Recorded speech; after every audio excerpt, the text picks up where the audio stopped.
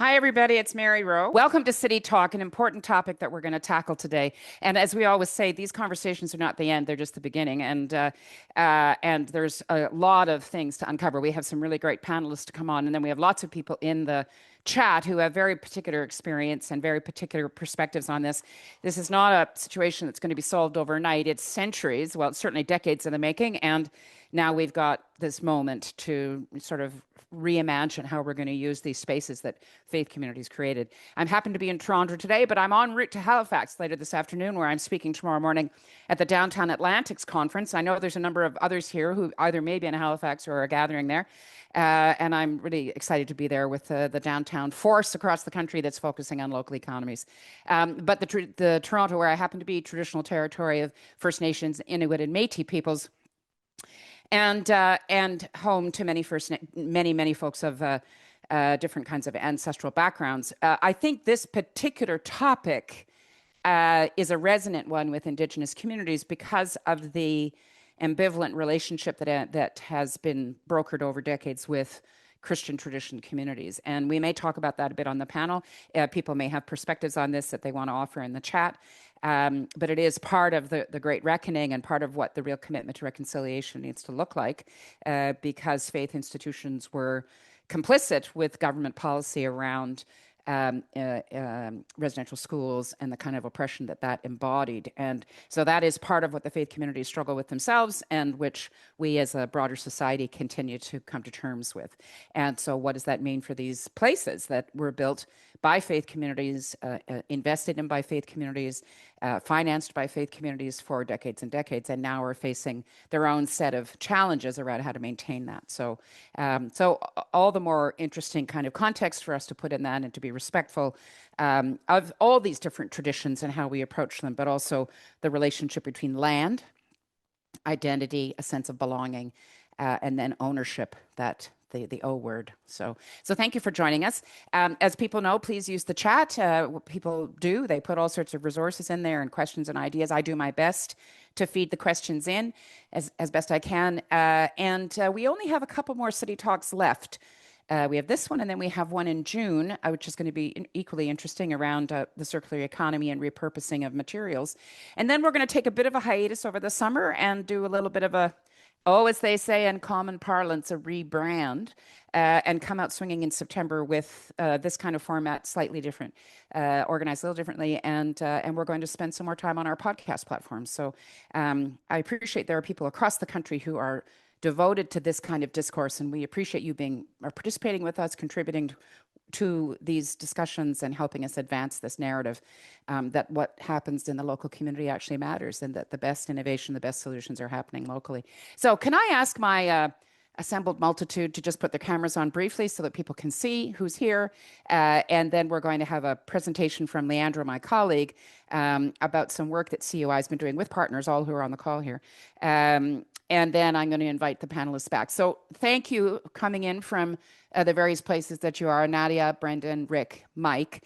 Just giving you a wave. We know you're there. I'm going to now pass. I'm going to pass to Leandro. Leandro's going to share his screen, give us a little bit of an overview of the kind of sort of things he's been turning up and his colleagues at CUI have been turning up. And then I'm going to invite you all to come back and then give us your particular perspective. So we've got 53 minutes together, and I'm really appreciative of all the people in the chat that are joining. And also, I would say in the chat, if you have a particular affiliation to a faith community, or it's in your tradition, or you were raised there or not, or you have an antipathy, whatever it is, feel free to put that in the chat so that we know what you're coming in with, because I think we all come in with different views, and that's an important starting place. Okay, Leandra, over to you. Tell us all about the work you've been doing for the last, I think we've been on it for 2 years, so have at it. Sure thing. Let me just share my screen. Leandro, I'm a senior planner at the CUI, and I'd like to set up the panel discussion with an overview of our research findings to date. So essentially, a lot of this work from CUI and many other organizations really came from this warning from the National Trust for Canada in 2019, that an estimated 1/3 of Canada's 27,000 faith buildings are at risk of permanent closure. From that, so essentially, why is that important? A survey, shout out to Kendra Fry and Milton Friesen, Survey they had conducted in Southern Ontario. They had essentially gathered responses from over 900 nonprofits that used space within a faith building. And what they found was that 84% responded that if their faith building were to shut down, they wouldn't have a realistic alternative for space within their community. So why does that matter? Essentially, with this wave of closures happening across the country, which essentially we're 5 years into, and building off of trends even before that of church closures, um, the loss of these third spaces within these buildings is really going to impact in a profound way the health, the well-being, and the vitality of many of our communities across Canada, whether it's in downtowns, main streets, or within town centers in rural communities. So what's the how do we what's the way forward? Essentially, what we are making the argument for is what we're calling faith-built asset adaptation. So faith-built assets, they're the faith properties, the buildings on those properties, and the spaces within them. And considering that many of these faith properties are in really central locations, they can be really highly desirable sites for community space, whether it's maintained community space, expanded community space. There are many opportunities to add housing, and there are several examples of how affordable housing has been introduced to these sites in Canada. And there can also be a means to co-locate many different services, whether it's business incubation, continued presence of the social services on these sites, or a wide range of amenities that can serve both the remaining worshiping community as well as the secular communities surrounding it. So there are many barriers to faith-built asset adaptation, but really the reason to overcome them is because of the impact of the loss. So thousands of buildings, tens of thousands of feet of community space, hundreds of thousands of hours of community-focused programming. We really need to think through when these buildings are going through their transitions, how can we maintain the civic functions of those buildings? And in many ways, how can we enhance those civic functions? So the challenges to adaptation, in summary, really come down to the financial constraints. So the operating costs of maintaining historic buildings, the increasingly untenable costs of deferred maintenance, and also declining revenue from decreasing membership in congregations as well as donor pools for these buildings. What we found in our research is that many faith communities, the stewards of these faith buildings, whether they be the congregations or the denominations or regional authorities, many of them actually lack the expertise to navigate revisioning or repurposing their properties. So that's the knowledge in development, how to navigate heritage preservation, restoration, but also because of this lack of expertise, there's a vulnerability in terms of these properties getting picked up by developers in a manner that doesn't secure any community benefits from the redevelopment of the site. There's also issues in regards to navigating planning approvals, the types of uses you can have. Many of these properties are zoned places of worship, institutional use, really limiting the types of co-location that can happen on that site. So in order to ensure that these buildings continue to play a role in kind of like the civics of our communities, we really need to reimagine their role, their function, as well as the governance. We're really trying to make the argument that we should be considering faith-built assets as valuable civic assets. So kind of leading into how do we move forward? We have 4 priorities. So first is essentially quantifying the social impact. So what we found in trying to recreate that 27,000 figures, that it was based on pretty shaky data. And when we were attempting to build a national inventory data set, what we found is that we're a lot of inconsistencies in regards to how this is tracked. On the positive, and Mike can definitely speak to this, he's on the call. We took inspiration from the work of Relevant in Montreal to map the inventory of places of worship and identify key strategic sites for investment in order to for these buildings to continue to serve the communities that are surrounding them. The second priority is to co-design transformation. So when we think through city building and redevelopment opportunities, we really need to take a place-based approach that kind of takes into account existing relationships, historical trends, impacts on contemporary populations. What we really are trying to do with this particular priority is to develop the types of partnerships and relationships that are necessary in order to reimagine these spaces in a way that serves not just the remaining worshiping community, but the surrounding neighborhood that this building is situated in. I know Brendan is on the call, and one of the case studies that we were looking at essentially is the redevelopment of the cathedral church site within Victoria. I won't go into too much detail. I'll give Brendan the opportunity to talk about that later. Priority 3 is essentially building the enabling framework. So this is pretty much twofold. It's kind of building the community of practice around faith-built asset adaptation to share lessons, to share expertise, to kind of set that social infrastructure up for these partnerships to occur. There's also the need for publicly available, accessible educational material, and that's where we have a case study on the U.S. HUD's approach in regards to helping faith-based organizations navigate the different grant programs they have to develop affordable housing within their neighborhoods. It goes into quite a bit of detail in regards to the types of land use considerations you have to manage, the visioning exercise, the partnerships that you have to build. And really building enabling frameworks is essentially setting up the relationships as well as the policies and regulation that govern the use and change on the site of faith-built assets. And our last priority is to essentially secure resources. So we have another case study, West Broadway Commons in Winnipeg, which the church had gone into a joint venture partnership with a social outcomes focused nonprofit developer out of the University of Winnipeg. And what we found in that is that this developer was able to take on the risk of developing mixed market and affordable housing on the site of an old parish behind the church, which was in a pretty bad condition. What they have today is essentially a building in which you cannot actually differentiate between the market units as well as affordable housing units. And the common room area on the top floor is shared amongst the residents, a youth hub on the ground floor, as well as congregants at the church right beside it.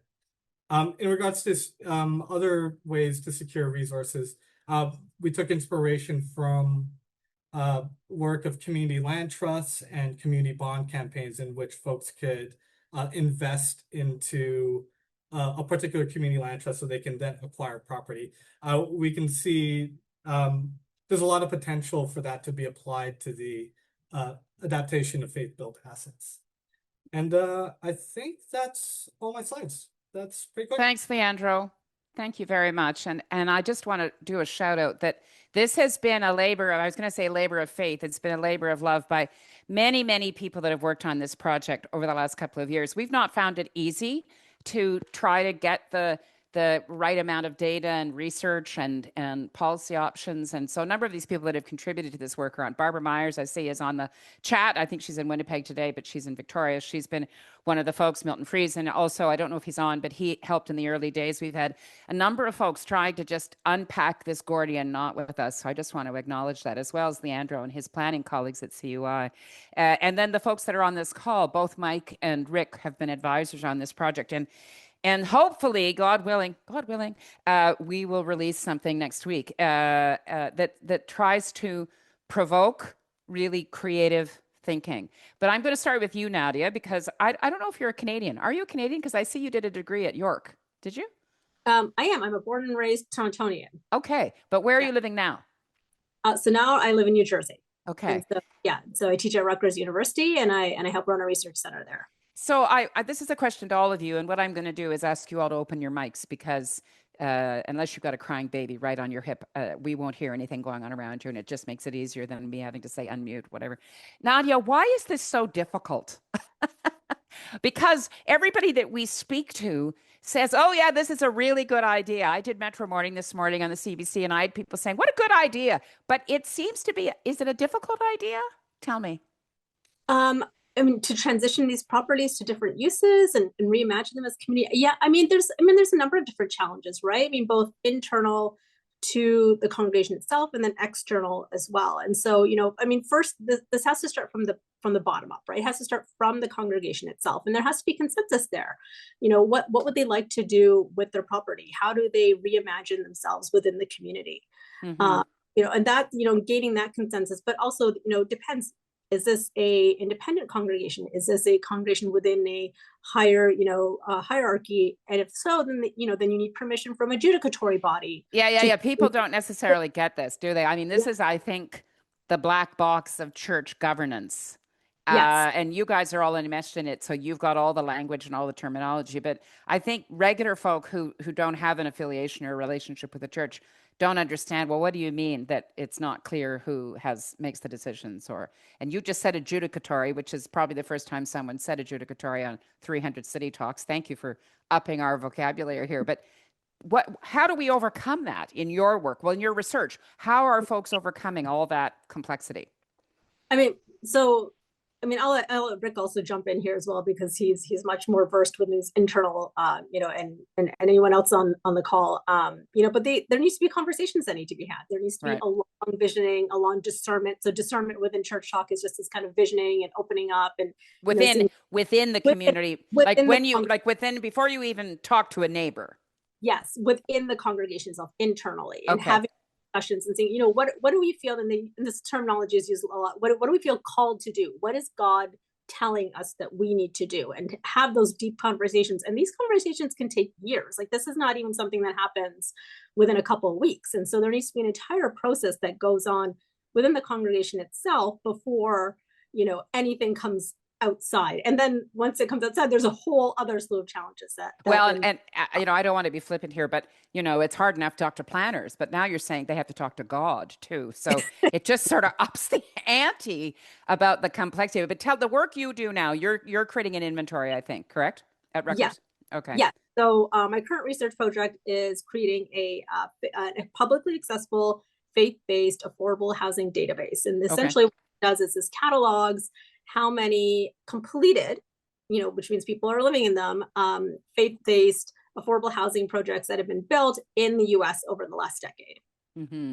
And I guess the question is, we need something like that in Canada too. It's one of the things that we observed through the process of doing this research, is that there's data and then there's data. Mike, I might come to you next because you've been at it for a while, and then I'll swing back to our American colleague. But Mike, what is that? Relevan's been at this. You've been at this even before you were with Relevan.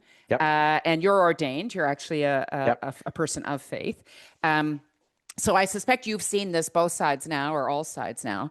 And I just as an outsider, not part of the hierarchy within a Christian community, I sense it's hard to get data. Hey, is it hard to kind of figure it out? Go for it. Yep. Tell us your experience. Well, I wanted to come back to your question, Nadia. First of all, I think one of the challenges for churches is that they don't like not being at the center anymore.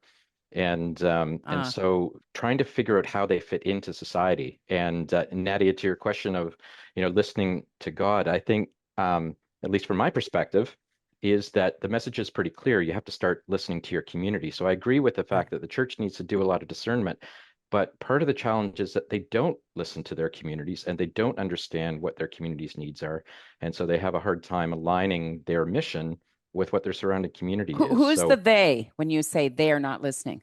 The congregations. Yeah. So the congregations aren't listening to leadership, their themselves? denominations. Oh, yeah. okay. Yeah. So they're not listening to each other, and they're not listening to their surrounding community. So, and of course, the other thing that the data does show is that those congregations are getting smaller and smaller, like they're dwindling. So there are fewer people to listen to. Yeah. So the data is suggesting, National Trust for Canada would suggest that about a third of faith communities are going to close this decade. And what's that about? Why are they closing? Aging congregations, mounting deferred costs, lack of income from their congregations, and that what I was mentioning just now about their disconnect from the surrounding community. So, the question around residential schools, question about sexual abuse by religious leaders, all of those is creating a disconnect with their surrounding communities and neighbors. Yeah, people have a sense of some kind of distance or alienation. Yeah. And as you say, they're aging out. So, in terms of the work that Relevan's been not trying, that work you are doing, Yeah. tell us what the nature of the work is that Relevan does. So primarily what we're wanting to do is recognizing that multiple faith communities are going to close over the next decade.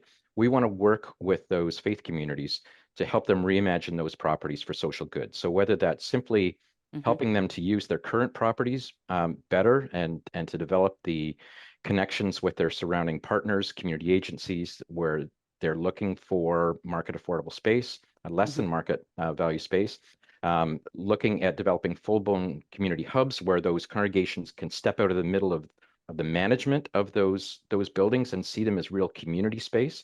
So even if they've got their names on the dotted line around those properties, that they see it as community space and they allow the community to have a say in what's happening in those spaces. And then ultimately, if it's possible to be able to move towards housing and to respond to Canada's desperate need for housing. One of the larger questions that I think we're going to struggle with here is who owns these spaces? Like, whose call is it about the future of that? You guys are saying it's God's call, but isn't that part of the tension? Because Nadia's response in terms of that who gets to make the decision, and it depends on the faith tradition. So in the more evangelical traditions, often it's the individual congregation.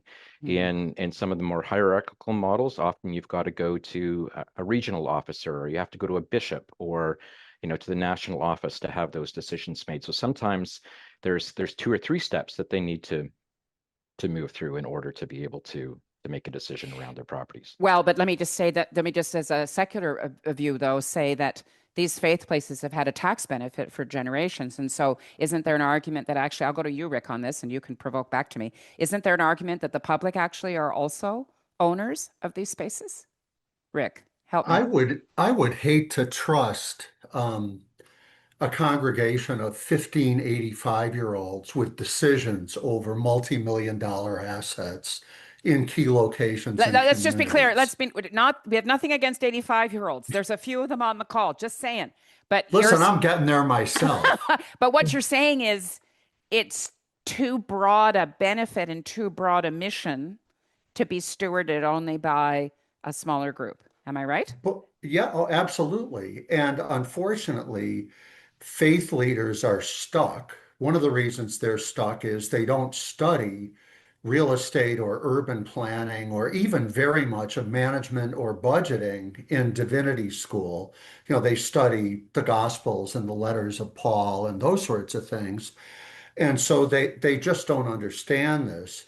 Municipalities are stuck with antiquated zoning, antiquated building codes, historic preservation ordinances, and I'm all in favor of preservation, but ordinances that don't necessarily help when it comes to converting churches. And third, the real estate community stuck. A lot of it is the for-profit real estate community doesn't want to spend decades negotiating with congregations that can't make up their minds. Time is money. And so on the one hand, I'm all in favor of congregational discernment and all that good sort of stuff, but time is of the essence here.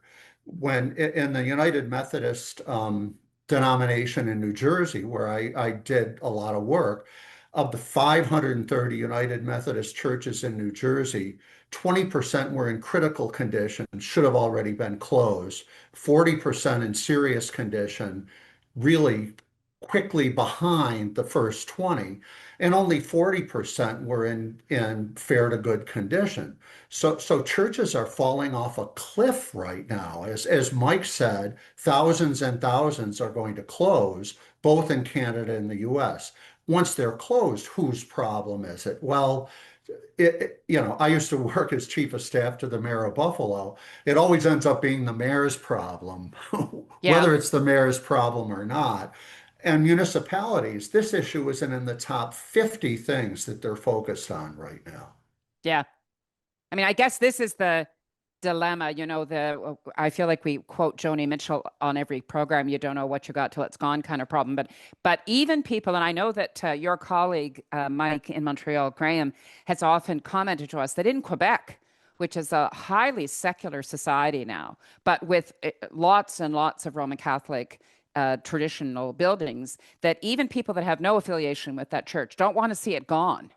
So, and suddenly, and I think this is the dilemma we have. And again, it exists at communities of all sizes. If you're in a small community, your main intersection, 3 of those 4 corners could be a church. And suddenly your wayfinding is gone. Suddenly you say to your kid, go, they're used to going to school by turning at St. James, and St. James is falling apart, or St. James. There's a church in London, Bishop Crone, an Anglican church. I'm going to come to you, Brendan, because I know you're Anglican. And, it has snow fencing around it. I think the building's been condemned or something.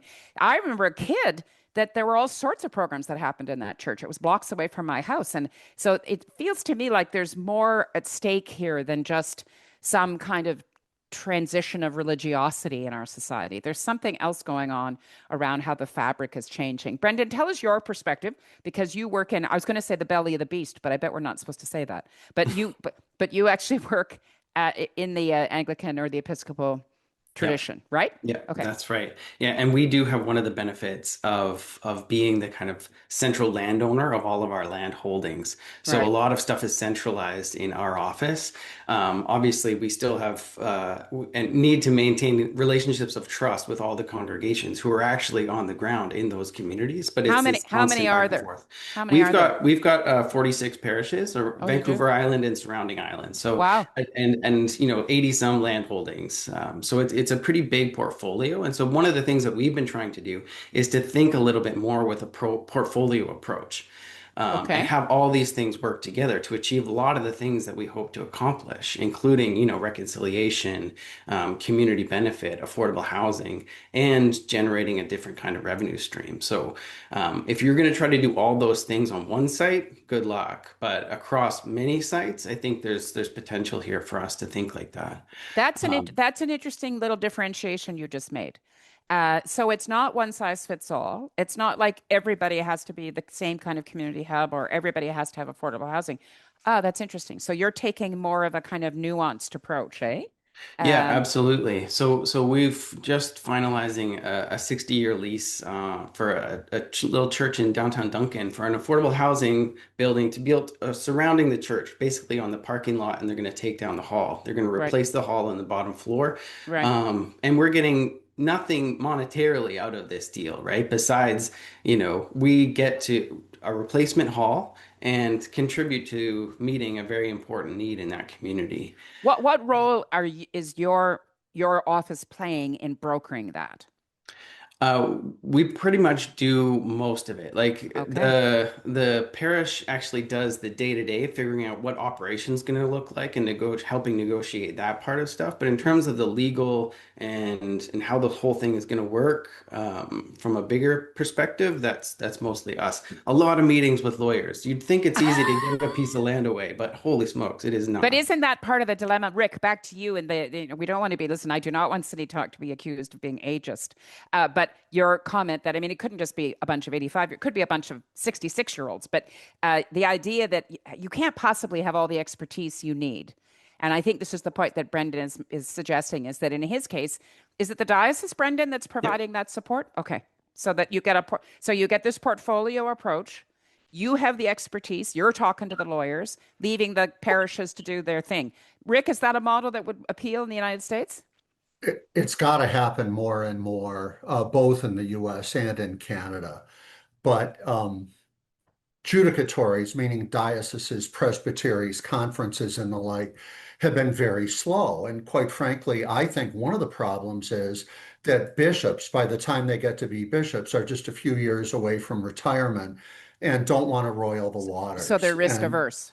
they're risk averse. And again, they're not schooled in this, so they tend to kick the can down the road. And for instance, in the Roman Catholic Diocese of Buffalo, my old hometown, the Roman Catholic bishop just announced the closing all at once of 70 Roman Catholic churches in Western New York, which is a small 8-county area, not even 2 million people. Now, on the one hand, he announced that because a bankruptcy court judge told the diocese they have to come up with money for plaintiffs in sexual abuse cases. They need to come up with $150 million. But in addition to that, the bishops probably should have been closing 2 or 3 a year for the last 20 or 30 years because people aren't going to church anymore. But I mean, just think about the impact in Western New York of 70 Roman Catholic churches, and it's a very Catholic area, closing all at once. What the heck do you do? Yeah. Yeah. And what the municipalities are doing about that is nothing. Nothing. And they're doing nothing because, again, there's 49 things on the priority list above reusing churches. You know, just so people understand the ubiquity of this, that National Trust study that we're working from and that Relevan had worked from, and that is the best data we can find, 27,000 buildings in Canadian communities, coast to coast, that either have a faith background or are owned by a faith organization. Some are churches, some are halls, some are whatever. 27,000 of them, a third of them not going to survive to the end of the decade. That's, let's say you've got 7,500 properties that are in jeopardy. Just take a guess how many post offices there are in Canada. It's a smaller number. I don't know what's happening with the strike. Maybe it'll be fewer, but it's like there's 6,000 post offices. So this is the level of magnitude we're talking about, folks. These civic assets, these community assets are going to be insolvent, I guess. Is that the language? They will not be able to be financially sustained. And in high pressure real estate markets, it'll be very difficult, I think, for those congregations or dioceses to resist developer proposals coming forward that will create what the market wants, which is high-end residential. And yet what you're all saying is, but wait a second, couldn't we be prioritizing affordable? So Nadia, when you've been creating this inventory, where do you see I'm going to use a religious term, where do you see the signs of light here? Where are there communities that have been able to do the conversion? What's the secret sauce that they've been able to apply to get it to happen more quickly? I mean, the ones or happen at all, really. I mean, these are all, we were looking nationally across the country. There's certain states where we've not been able to dig into the data as much yet. But definitely in some of those in high market areas, there has been a lot of affordable housing, and not just affordable housing, but there's also been transitional housing. There has been supportive housing. There's been mixed income. There's been a lot of variation of these projects, and some of them have, they're not just affordable housing, right? Many of them have community components. I'm trying to remember which one right now, because we have over 100 in our database so far, but, there was one that, they did a mix of market rate, workforce housing, affordable housing, but also an art space where it was community, they repurposed, adaptively reused. It was an entire 2 blocks of church property that they used for, affordable studio space, a cafe, a community center. And so there was a mix of uses going on. So, again, going back to what Rick has mentioned, this is not just housing or just a community. It can be a mix of uses, and there's a lot of possibility out there. Yeah, this is where I'm hoping the design community is getting fully engaged. We know of architects. There are certain ones, certainly in Canada, who are specializing in this kind of thing. CUI is interested in adaptive reuse on main streets and in downtowns, and we talk about commercial conversions into housing, and how can we take these kinds of assets and do different things with them. And we always get from certain voices, oh, it's too complicated. No, it's going to be too expensive. And yet, aren't there imaginative ways? Mike, when you're working in communities, and you work with a gazillion designers and developers, and can we, how do I say this? Churches, forget the religious piece. Churches have had magnificent architecture historically. They have been landmarks. It was at a time when we saw the built form as an opportunity to say something, express something. Can these new sites also be beautiful? Can we design them in ways that are really as appealing aesthetically as they were 80 years ago? Mike, is it a challenge? Sure, it's a challenge, but I think it's possible. And I think it comes back to how we listen between the churches and the communities. And I think one of the things that we're finding to help make that happen is not just necessarily seeing the congregations themselves or the denominations as our partners or as our clients, but helping municipalities see the asset that these faith communities are in their constituencies. You were talking about sort of the perspective about the numbers of properties. There's a federal study that suggests that faith communities are the second largest landholder in the country behind the federal government. And Wow.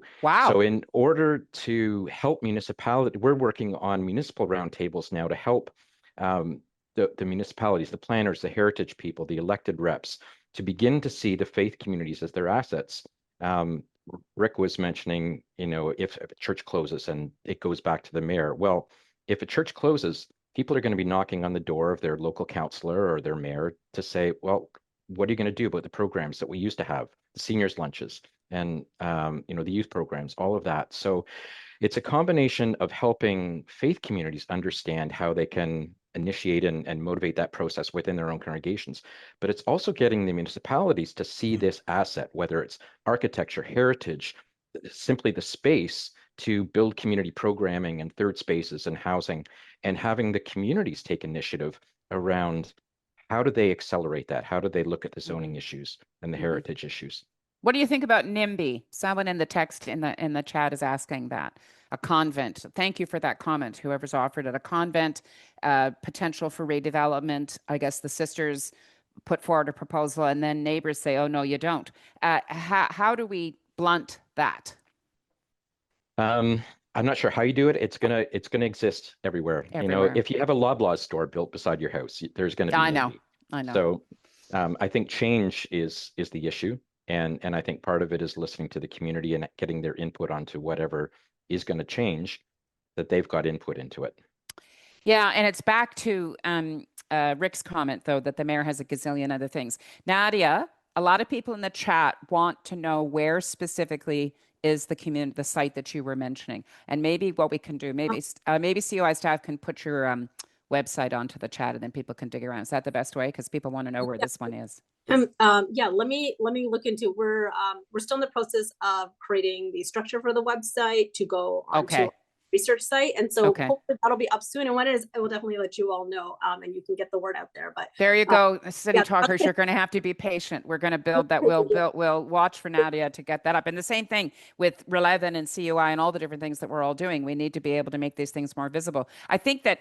That notion about contagion, that when you see something as possible, you think, oh, and I wonder about that in terms of, Rick, the congregations you've worked with. If they know that it's possible somewhere, does that make it a little easier to have the conversation about what might be possible here? Getting congregations on a bus and visiting 2 or 3 places makes all the difference in the world. And it particularly makes a difference if the folks who are actually involved in the project do the tours and presenting. I taught a class at my alma mater, the College of William and Mary, this past semester, and we spent time touring 8 different actually 7 different church projects and an American Legion project. This is an important point. It's not only churches that are experiencing this, but it's veteran serving organizations and fraternal organizations like the Masons and the Lions and all that who are doing it. And people begin to be able to visualize, gee, this might actually be able to happen in our space.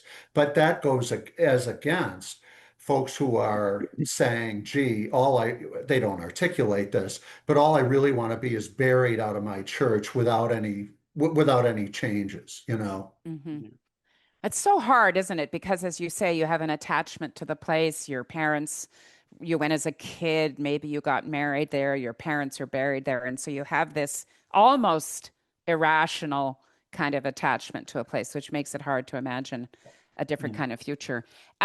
In terms of when we look to the future of these spaces, I just want to challenge all our City Talk listeners, to be alive to looking around you when you're on a street or in a neighborhood at the assets that Rick is identifying. We do this with small businesses all the time. We say, look at those empty storefronts. What could be in there? Similarly, how active is that faith space? Could it be adapted in different kinds of ways? And there are examples that are remarkable. So maybe I could ask Mike, Nadia, Brendan, and Rick, just highlight for us one, can be anywhere, that's done something extraordinary? Give us one, and then that'll satisfy people who need to go and have a look. And then we're doing a CUI road trip. We'll do a bus tour. But Mike, can you give me one? And actually on the chat, folks, there's folks that are already chiming in to say, hey, we're already a community hub. Can you tell us one, Mike, that sticks with you as a sort of symbolic possible, a kind of what's possible? Yeah. St. Jack's in Montreal was an old Anglican church that the priest and now our CEO, Graham Singh, was hired. After they had closed the congregation, Graham was hired to establish a new congregation in that church.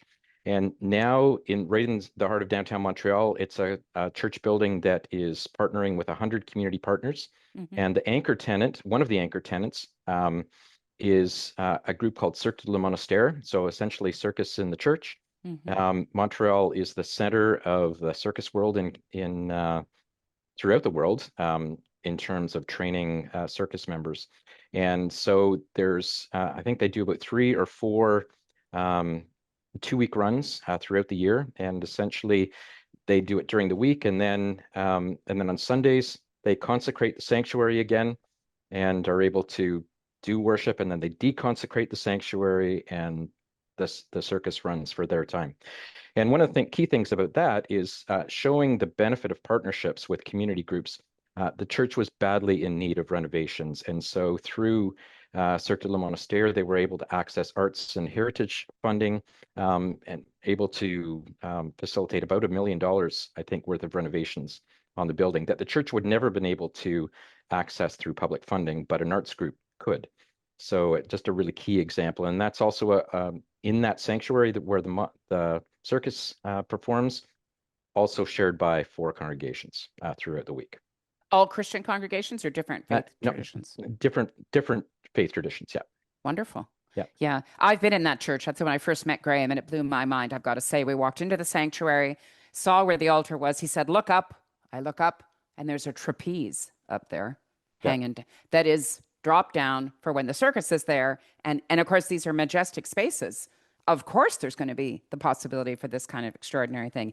It's really an enlivening reminder of adaptive reuse. Rick, can you give us an example of one that sticks out here? The first is really simple. Down the street from where I'm sitting right now, Veers Mill Baptist Church proudly shares their sanctuary and their building with 4 different immigrant congregations. They didn't tear anything down, they didn't build anything, but they've just said, we're open to everybody and we're going to do that. At the other end of the scale, First United Methodist Church in downtown Miami sold their property to a private developer for $55 million. And then use some of that money to move back into the first 2 floors of part of the building. So, so there's all different sorts of, I mean, there's a big spectrum of possibilities out there. Someone once asked me, can you give me an example of where a church has been turned into a public market? And I said, we can give you examples of where a church has been turned into just about anything.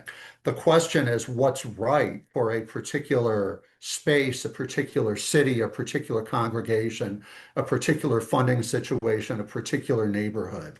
When I lived in New York City, I was close to St. John the Divine, which was the Anglican cathedral, and I sang in the choir there. And I was astonished at how the community all around that part of New York felt that that church was theirs, that building was theirs. And they had concerts there, and they had art shows, and they had displays, and they had protests. And for some reason, that place had a kind of open, porous feel to it.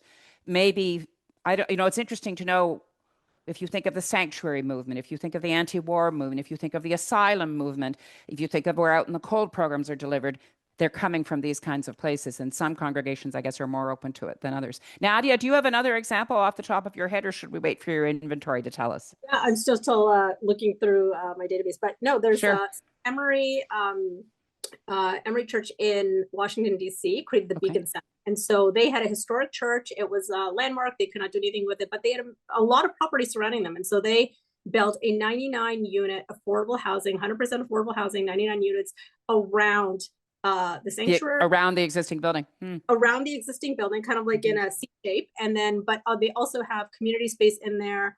They're working on, they have a food pantry in there. a gym that I believe residents can use, that community residents can use. They have a immigration kind of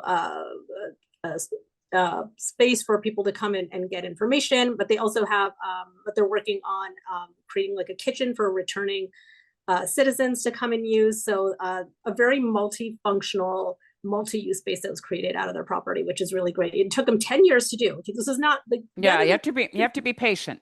You have to be patient with these projects, right? I think a lot of think, oh, in a year or two, this can be done. These take a while, right? Especially the bigger it is, the more it is. And the capital stack also has to add up, right? And so it's multiple different sources of funding, some of which we're losing right now, which also makes it difficult. But it took them 10 years, and I believe it was about $60 million. Spoken like a true housing developer. The capital stack. We'll come back and follow that with Nadia. Brendan, was there a particular place, not necessarily within your diocese, but is there a particular example that you've used as a kind of motivator to get congregations in your diocese to think about this differently? Yeah, there's a couple in Vancouver that are really exciting. Central Presbyterian in Vancouver, they achieved both market, affordable housing, and a totally new worship space where they've got multiple groups who come in and use those spaces. That one I've toured, and it's a really special place. The other one I think that's just finished recently, but it's the Butterfly Building and First Baptist Church in downtown Vancouver. 57 stories of luxury housing, but they've seismically upgraded the church and they have some affordable housing as a part of that development too. But a huge project. So definitely check those things out. I was actually, sorry to interrupt you, Brett, but I was actually just in that building. I was in Vancouver, and it's not open yet, but I knocked on the door and I asked them for a tour. And so the pastor was super nice. He let me in, but they also have a gym in there that they're going to allow for community residents to use because like the local schools don't have enough space, brand new gym. And they also have a daycare center in there as well as office spaces for the church, and sanctuary space that they have two sanctuary spaces. One was upgraded, and that's also going to be allowed for community residents to rent out, and a shelter as well, a cold shelter. Yeah, I loved your reference to seismic, Brendan. Keep going. You are in that part of the world. Well, it absolutely is a huge thing for us. When we first started this process at the cathedral and wanting to, put a cafe in the back end of the cathedral or something, the city's like, no, that will trigger code and seismic requirements, which, after digging into and a lot of money to actually figure out what that means, we're looking at between $50 and $80 million for seismically upgrading that building if we did everything, which is just, impossible. So can we riff on that for a second, because I know this is a theme, and I know that Barb Myers in her work with us flagged it all the time, that how do we bridge the knowledge gap between municipal planners, municipal approvers, maybe the province is in there somewhere, maybe funders are in there somewhere, and the reality of these buildings? They are old, they have different provenance and challenges. How can we make this a simpler and a better understood challenge? Thoughts on that, Brendan, Rick? Yeah, that's a really tough one. And I think it kind of is connected to a bunch of things that we've touched on. The loss of social credibility by a lot of these organizations, I think contributes to it because people don't think about it, especially if they don't think about it in a positive light. That's important, residential what you're saying. School. Residential school, what are you saying there? Sexual abuse. All these things have lessened the social credibility. So when a church does speak, it's not met with a whole lot of warmth necessarily. At the same time, I think, if we can actually be proactive and be using that voice in a way that is innovative, that is kind of community oriented, a lot of the things that we've already touched on, that might start to build that back. And because I think you're right, I don't think people fully realize what the potential loss of these sites might mean for us as a society, right? Like these are spaces, everyone loves to use these spaces for drastically below market space for brownies and dance clubs and everything, but no one wants to help fund them. So that's a real challenge. And cultural spaces. We know that cultural spaces are vanishing now. And where are you going to have a concert? Where are you going to have the poetry reading? Absolutely. So it's a bit of we sort of take it for granted. Rick, what's your experience about bridging that gap so that can we get municipal staff and planners, maybe in private practice, to be the advocates here with the people that are in these faith communities trying to navigate it? I think often by themselves. How do we get that broader coalition? You know, my experience, Mary, has been that the city managers, the city planners, the public officials are way more open to messages on this than the religious folks are. Yep. You know, and I've That's gone out interesting. and I've probably given 20 or 30 presentations at conferences or on webinars and the like. And they're really open to this. The religious folks are the ones who don't want to hear about it because I think in large part they're in denial about this. The churches are falling off a cliff. Mm-hmm. They don't want to admit that. You know, but in terms of your question, I think what's important is to have folks like CUI, the International City Management Association, the planners associations going out there and talking about this Mm-hmm. and publishing articles on it and doing webinars on it. Mm-hmm. But And I I think, found they're very receptive to it. Mike? and to follow up on Rick's comment, there are opportunities here in Canada for some of that dialogue. So CMHC sponsors a faith-based housing developer, community of practice, and it's not largely attended. There are opportunities to be exploring that through federal agencies who are working on housing and repurposing social spaces. So it's up to the faith communities to take their own initiative to engage in those opportunities. I guess the thing is, I think we have to help them. Go ahead, Rick. What are you going to say? I agree, and I do think there is openness, but at the same time, municipalities are still governed by the policies that are in place, right? Yeah. And that's what we kind of are running into as well on our rezoning application. It's like, yeah, like the planners are still governed by what the zoning for this area is. And yeah, they can, be open to different ideas, but still constrained by the OCP and by the zone that's in place. You know what's interesting about this, Brendan, and I worry a little bit about this, that I feel like I have to whisper it, that I worry that our preoccupation with housing is that we're going to overcorrect in some ways, and we're going to forget that a community has to be a lot of things. It needs to be housing and green space and dacha, and as Nadia said, you want to make these as mixed as you can. But because there's such an imperative on housing reform, do you think we might see a kind of forced acceleration and approval? Are you seeing that yet? If you put housing in your deal? Yeah, we are seeing it in different municipalities. Well, two things. One, the province has required OCP updates every 5 years now. So that's like making municipalities do those updates. The second thing is that some municipalities are actually exploring including housing in the religious zone, just kind of blanket. Okay. Just kind of going across the board. We want to encourage this kind of thing. So a new designation. That you would formalize it. That's interesting. With the moments we've got left, can we talk about money, honey? Capital stack. Where's the money going to come from to realize this vision we've got of resilient centers, life houses, whatever we're going to call them? Where can we get the money? Nadia first. I mean, a lot of these projects that I've seen, there's multiple different forms of funding. There's funding at the federal level. There's funding at the state level. There's funding at the municipal level. There are all of it. All of it. There are grants, there are bonds, there are bank loans, there's private philanthropy. There's a whole mix of different funding that goes into a lot of these projects. But again, it depends on what kind, like how big they are. For the smaller projects that I've seen that have been like tiny homes in rural areas, I mean, those have been privately funded. Those are just working off of philanthropy and donations and grants. So there's a bunch of different ways, and it depends really on what it is that you're trying to do. Mike, money. A lot of it's embedded in the property already. If the value's there. If it's in an urban center and they've got a property that's already, worth $10 million and they're going to develop a project that's going to be worth 50 million, that releases the money that's trapped in the property.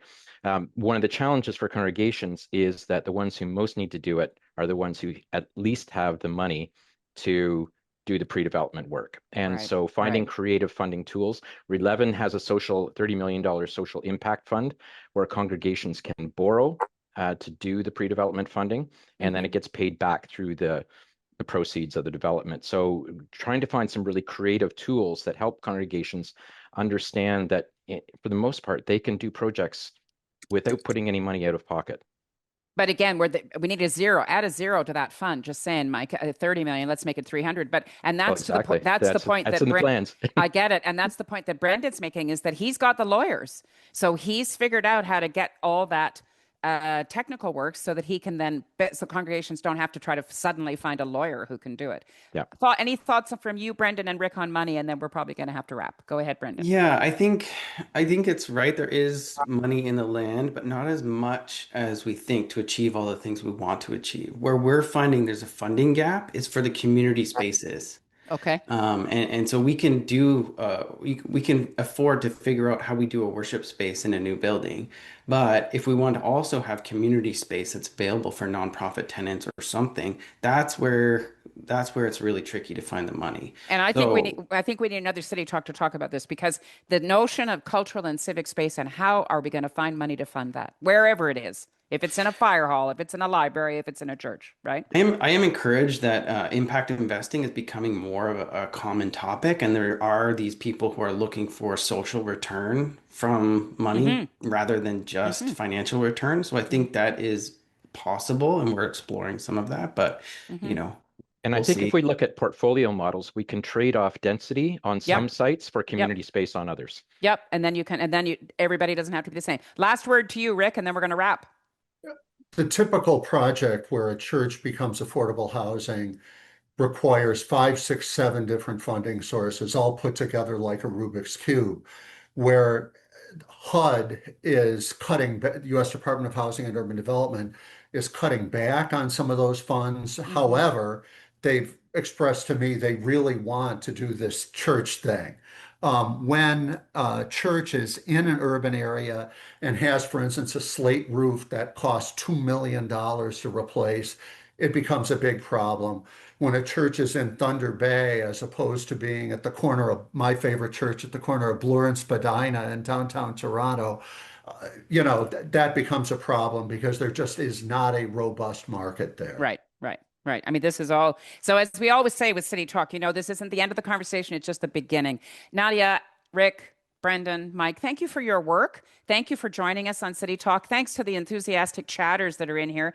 We'll release a report soon, she says. And let's keep this conversation going. Let's keep our eyes open to what the possibilities are. Thank you for providing some hope about what is possible and what the solutions are that you're uncovering. As I mentioned, we're taking a bit of a hiatus. We'll be back in a month. I think it's the 26th. We come back with a show specifically on adaptive reuse and the circular economy. And you can find everything that we're doing on citytalkcanada.ca, including this session, and the one we did last week, and the one we're going to do in 3 weeks, and all the podcasts. Last thing, for the summit this year, which I'm sure a number of you will attend, it's in Ottawa, December 3-4, where we're going to talk about the state of Canada cities, and obviously adaptive reuse of faith properties needs to be on that agenda. We're doing a call with the University of Toronto School of Cities for solutions, because what we're saying is that Canada is a distributed network of smart ideas and smart people working, and we need to know what they are so that we can then profile those in December. So someone will put in the chat where you can put your solutions in. Let's put a few adaptive faith-placed solutions into the hopper to provide that kind of tangible hope for people, because I think that's what religious communities are about. Go ahead, Nadia. We're going to put your hand up with some hope. Yeah. So I found the oh, good. Yeah, it's College Park United Methodist Church in College Park, Georgia. Okay. Lots of Googling to follow for us to all learn more and educate ourselves. Thank you so much for being part of the conversation about what the future of sacred places and faith-built institutions are going to be. And listen, we're all looking forward to whatever the future will be together. Thanks for joining us on City Talk. Thanks, everybody.